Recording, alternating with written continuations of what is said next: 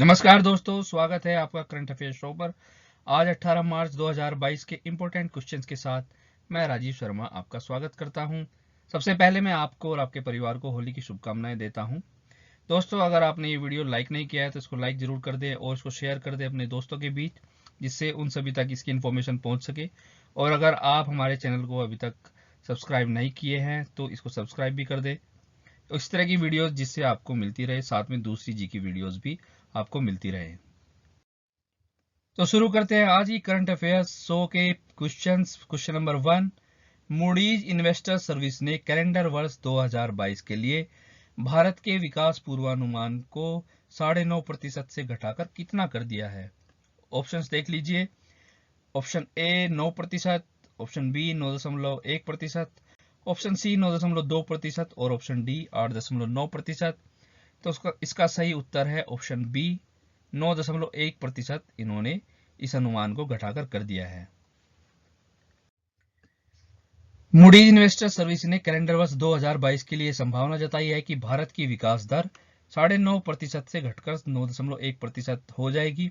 साथ ही इन्होंने बताया है कि 2023 के लिए विकास दर 5.5% से 5.4% रह सकती है।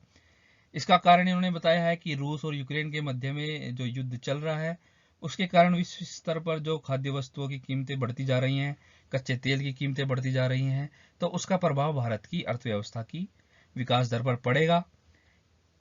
इन्होंने 2022 के लिए भारत की जीडीपी वृद्धि संख्या को एक महीने पहले की तुलना में 7% से 9.5% पहले कर दिया था, लेकिन फिर से इन्होंने इसको कम करके 9.1% कर दिया है।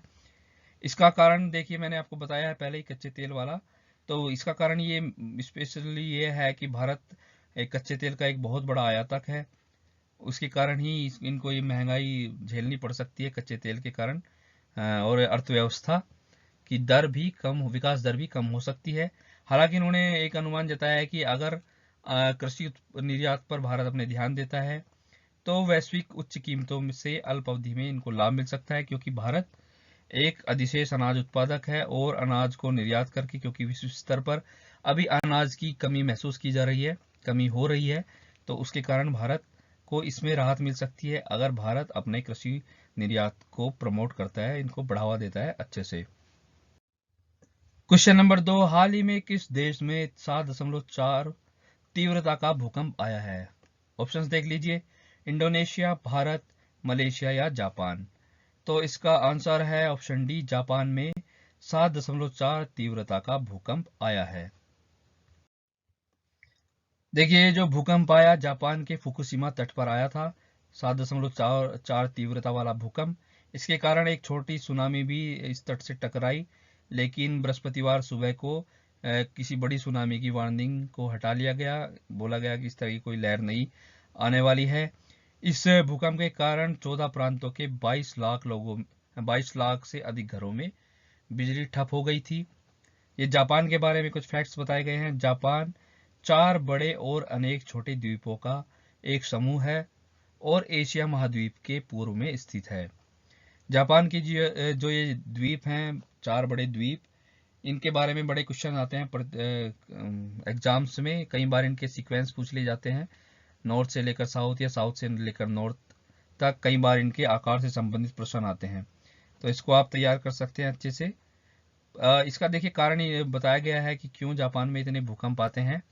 जापान के पास ही पृथ्वी धरातल बनाने वाली जो टेक्टोनिक्स प्लेट्स हैं वे मिलती हैं, इनके समीप ही 3 प्लेटें, और जब वो आपस में टकराती हैं तो उससे भूकंप उत्पन्न होते हैं और उसका असर पड़ता है जापान पर सबसे ज़्यादा। साथ ही में ये भी बताया गया है कि हर साल जापान में 1000 से ज़्यादा भूकंप आते हैं। जो जापान में लगभग 200 ज्वालामुखी हैं, जिनमें से 60 सक्रिय ज्वालामुखी हैं, उनका प्रभाव भी इन भूकंपों पर पड़ता है, यानी कि उनके प्रभाव से भी ये भूकंप आते हैं। नेक्स्ट क्वेश्चन देखिए। क्वेश्चन नंबर 3, यूजीन पार्कर जिनका 94 वर्ष की आयु में निधन हो गया है, कौन थे? ऑप्शन देख लीजिए। एक साहित्यकार थे, एक गणितज्ञ थे, एक खगोल भौतिकीविद थे या एक जैव वैज्ञानिक थे। तो इसका सही उत्तर है ऑप्शन सी। ऑप्शन सी है इसका उत्तर, ये गलती से टाइप हो गया। एक खगोल भौतिकीविद थे।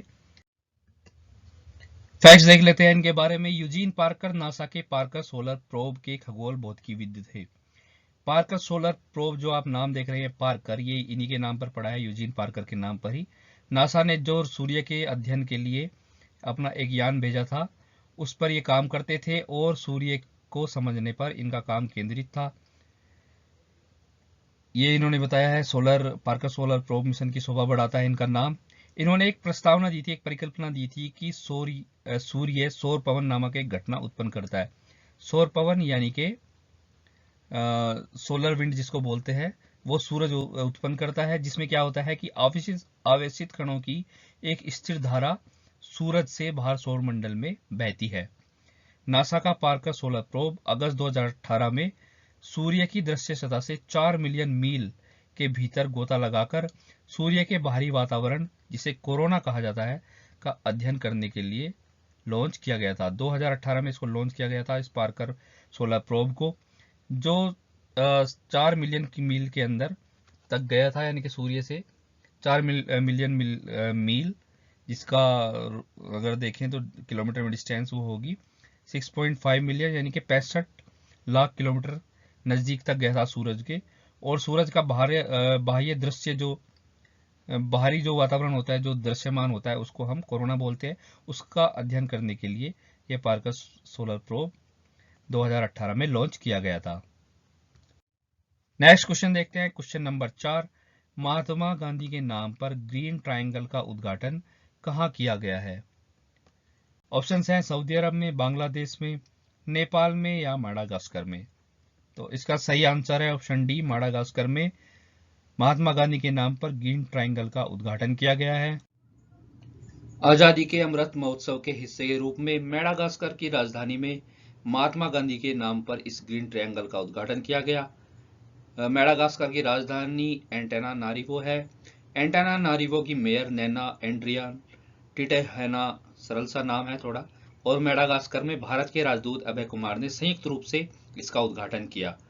माडागास्कर गणराज्य हिंद महासागर में अफ्रीका के पूर्वी तट पर स्थित एक द्वीपीय देश है। देखिए माडागास्कर के बारे में यहाँ बताया गया है, ये भारत है हमारा और ये यहाँ पर हिंद महासागर। इसी हिंद महासागर में यह एक द्वीप है माडागास्कर, यहाँ पे दिखाया गया है, जो हिंद महासागर का सबसे बड़ा द्वीप है और विश्व का चौथा सबसे बड़ा द्वीप ये है। यहाँ की मुद्रा है मालागासी एरियरी। नेक्स्ट क्वेश्चन देखते हैं, क्वेश्चन नंबर 5। किस संगठन ने ठोस ईंधन आधारित बूस्टर चरण SS1 का जमीनी परीक्षण सफलतापूर्वक पूरा कर लिया है? ऑप्शन देख लीजिए, स्पेसएक्स जो एलन मस्क की कंपनी है, नासा जो अमेरिका की स्पेस एजेंसी है, इसरो भारत की अपनी स्पेस एजेंसी है, और रोसकोस्मोस जो रसिया की स्पेस एजेंसी है। तो इसका सही उत्तर है ऑप्शन सी, इसरो ने ठोस आधारित बूस्टर चरण SS1 का सफलतापूर्वक जमीनी परीक्षण पूरा कर लिया है।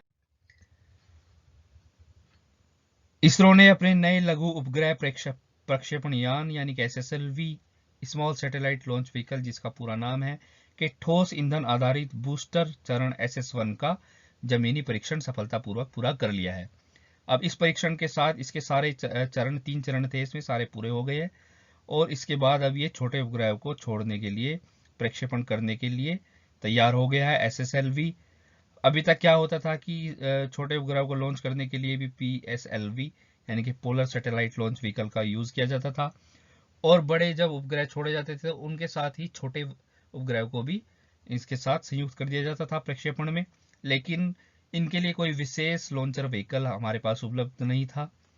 अब ये स्मॉल सैटेलाइट लॉन्च व्हीकल हमारा तैयार हो गया है, जो छोटे सैटेलाइट्स को छोड़ने में काम आएगा और बहुत सारे पैसे की इससे बचत होगी, बहुत सारे समय की भी बचत होगी, मैन पावर की बचत होगी। इसका परीक्षण पूरा किया गया है सतीश धवन अंतरिक्ष केंद्र श्रीहरिकोटा में। इसरो के बारे में कुछ फैक्ट्स बताए गए हैं। इसरो के अध्यक्ष और अंतरिक्ष सचिव डॉक्टर S सोमनाथ हैं। इसका मुख्यालय बेंगलुरु कर्नाटक में है और इसकी स्थापना 15 अगस्त 1969 को हुई थी। नेक्स्ट क्वेश्चन देख लीजिए, किस नगर ने 2050 तक कार्बन उत्सर्जन को शून्य करने के लिए अपने विस्तृत ढांचे की घोषणा की है? पर्यावरण का बहुत ही इंपॉर्टेंट टॉपिक है शून्य कार्बन उत्सर्जन, और बहुत ही इंपॉर्टेंट क्वेश्चन है, किस नगर ने ये घोषणा की है कि 2050 तक वो अपने कार्बन उत्सर्जन को शून्य पर ले आएंगे? ऑप्शन देख लीजिए, नई दिल्ली, बेंगलुरु, चेन्नई या मुंबई। तो इसका सही आंसर ऑप्शन डी, मुंबई ने घोषणा की है। 2050 तक इन्होंने घोषणा की है कि हम अपने कार्बन उत्सर्जन को शून्य कर देंगे। कार्बन उत्सर्जन शून्य करने का अर्थ होता है कि जितनी हम कार्बन उत्सर्जित कर रहे हैं मानव की क्रियाविधियों से, जितनी कार्बन उत्सर्जन हो रहा है उतने ही कार्बन को अवशोषित कर ले, जिससे कुल कार्बन उत्सर्जन शून्य हो जाए। ऐसा लक्ष्य निर्धारित करने वाला मुंबई अब दक्षिण एशिया का पहला शहर बन गया है। 2050 तक इन्होंने लक्ष्य रखा है, जबकि भारत का यह लक्ष्य 2070 तक है शून्य उत्सर्जन तक पहुंचने का। ये क्या करेंगे, 2030 तक ग्रीन हाउस गैस के उत्सर्जन में 30% की कमी करेंगे और 2040 तक 44% की कमी करने की कोशिश करेंगे, या लक्ष्य इन्होंने रखा है। इसके लिए क्या कर रहे हैं, 2023 तक 130 बिलियन रुपए की लागत से 2100 इलेक्ट्रिक बसों को अपनाएंगे, जिससे कार्बन उत्सर्जन कम हो जाएगा। और यह योजना है बृहन मुंबई नगर निगम बीएमसी के द्वारा। इन्होंने क्या किया है, मुंबई जलवायु कार्य योजना के तहत जलवायु लचीला शहर बनाने की अपनी प्रतिबद्धता के एक हिस्से के रूप में इस घोषणा को किया है। इस पर ये काम करेंगे 2050 तक कार्बन उत्सर्जन शून्य करने की। नेक्स्ट क्वेश्चन देखते हैं, क्वेश्चन नंबर 7, फाइड शतरंज ओलंपियाड 2022 कहां आयोजित किया जाएगा? ऑप्शन हैं पेरिस में, चेन्नई में, दुबई में या जकार्ता में। तो इसका सही आंसर है ऑप्शन बी, चेन्नई में फाइड शतरंज ओलंपियाड 2022 आयोजित किया जाएगा। भारत को फाइड शतरंज ओलंपियाड 2022 के लिए मेजबान राष्ट्र के रूप में चुना गया है।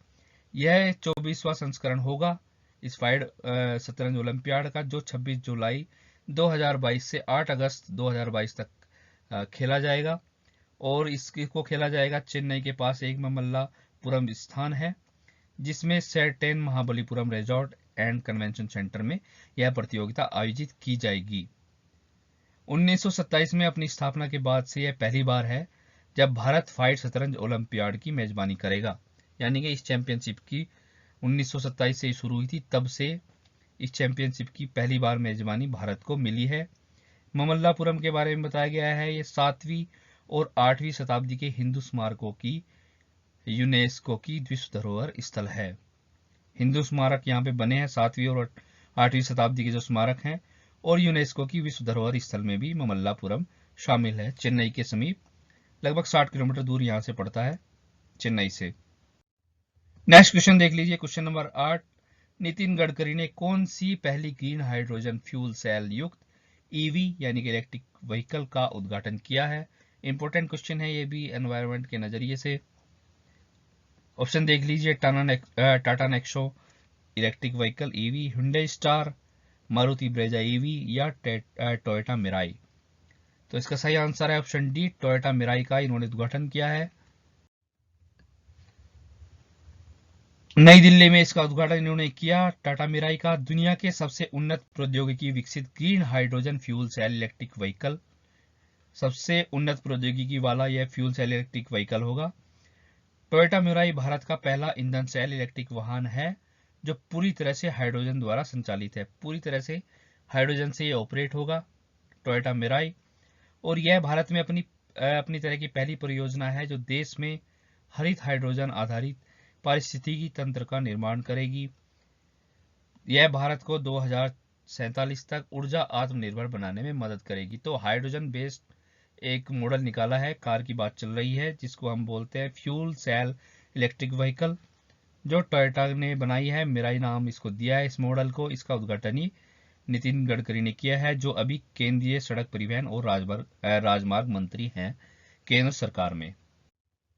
नेक्स्ट क्वेश्चन देखते हैं, बाजार पूंजीकरण के मामले में भारत ने दुनिया के कितने शीर्ष देशों में स्थान बनाया है? बाजार पूंजीकरण में भारत ने अपना रैंक, अपनी ऊंची कर लिया, अपना स्थान। कौन सा स्थान पर अभी आ गया है भारत? तीसरे पर, चौथे पर, पांचवें पर या छठे स्थान पर?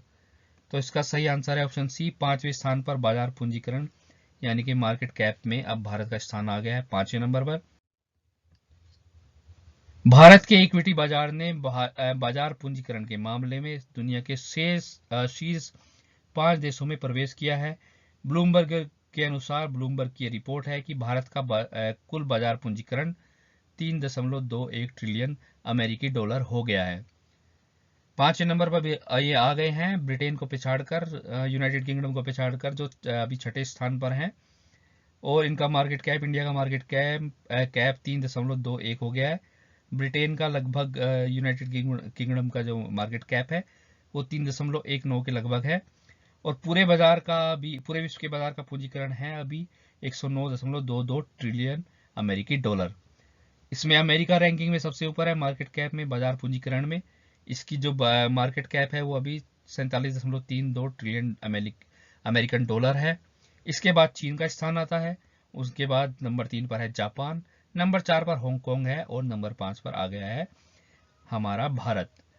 5वें नंबर पर यूनाइटेड किंगडम, 6ठे नंबर पर सऊदी अरब, 7वें पर कनाडा, उसके बाद फ्रांस और 10वें नंबर पर जर्मनी का स्थान है।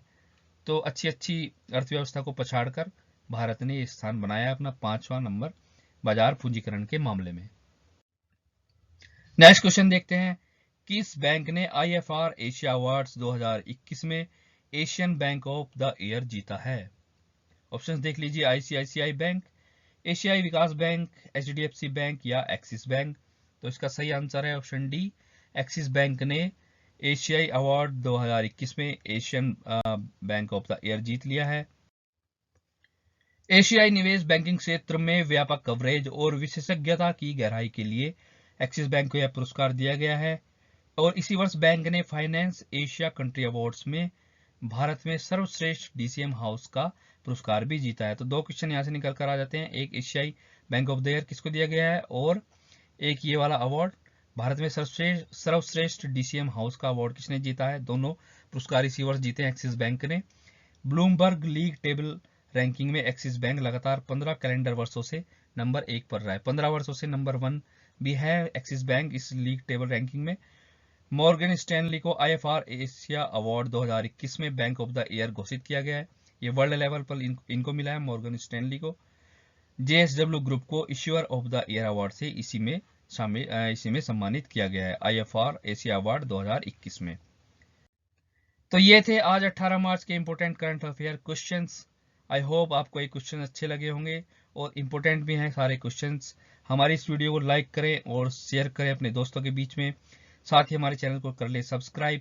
इस वीडियो की लिंक आपको मिलेगी, इस वीडियो की PDF आपको मिलेगी हमारे टेलीग्राम चैनल पर, जिसका लिंक हमारे डिस्क्रिप्शन बॉक्स में आपको मिलेगा। साथ ही दूसरी GK की वीडियोज और इंपोर्टेंट इंफॉर्मेशन भी आपको हमारे टेलीग्राम ग्रुप पर मिलती रहेगी, तो जल्दी से ज्वाइन कर लीजिए। Thank you very much for watching this video. जय हिंद।